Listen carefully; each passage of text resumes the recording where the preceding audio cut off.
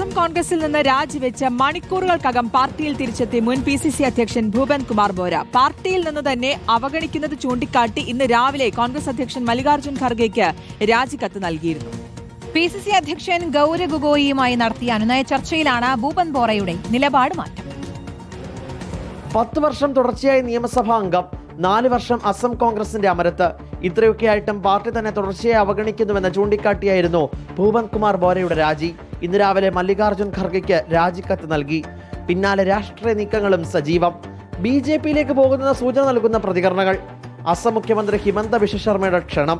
പാർട്ടിയിലേക്ക് വന്നാൽ ഉന്നത പദവി ഉൾപ്പെടെ മികച്ച ഓഫറുകളാണ് BJP സംസ്ഥാന നേതൃത്വം ഭൂപൻ ബോരയ്ക്ക് മുന്നിൽ വെച്ചത്. എല്ലാം മാറിമറിഞ്ഞത് 4 മണിക്കൂറിനുള്ളിൽ. കോൺഗ്രസ് വിട്ട് തൽക്കാലം ഒരിടത്തേക്കില്ലെന്ന പ്രതികരണവുമായി ഭൂപൻ. നിലവിലെ അധ്യക്ഷൻ ഗൗരവ് ഗൊഗോയ് നേരിൽ കണ്ട് നടത്തിയ ചർച്ചയിലാണ് മഞ്ഞുരുക്കം. പ്രശ്നങ്ങൾ ചർച്ച ചെയ്ത് പരിഹരിക്കാമെന്ന് ഉറപ്പ് നൽകിയിട്ടുണ്ട്.